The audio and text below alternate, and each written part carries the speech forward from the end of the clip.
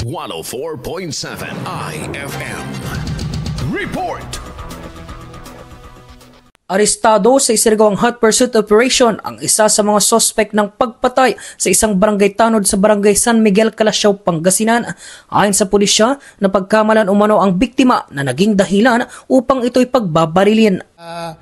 Ayon dun sa investigation namin, napagkamalan lang talaga si barangay tanod na siya yung nagbibigay ng information. Although, ang trabaho kasi ng tanod, syempre, to maintain peace and order doon sa kanilang kinasasakupan. Dati na umunang nakulong ang suspect na naharap sa kasong iligal na droga taong 2016, habang tukoy na ng pulisya ang isa pang suspect sa pagpatay. Ang background po nung suspect natin is dati na rin siyang nahuli na siya noong 2016 sa illegal drugs.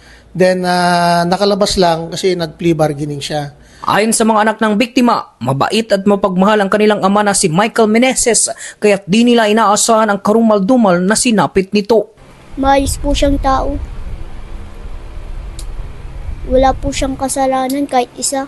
Hustisya ang nais na mga kamtan ng tatlo nitong anak na ngayon nangungulila sa pagkawala ng kanilang ama. Di sila ba, ma'am? Dapat na-roll ni May sa kaya ba po, ma'am? Nakin si Papa. Naalam mo yung station to. Naginawadad si Kato. Tiniyak naman ng Calasiao Police Station ang patuloy na pagsisiguro sa seguridad ng kanilang nasasakupan upang mapanatili ang kapayapaan at kaligtasan para sa lahat. Kasama mo mula rito sa IFM News Dagupan, ito si Idol Neil Moyano, Tatak IFM. IFM News. IFM News. IFM News.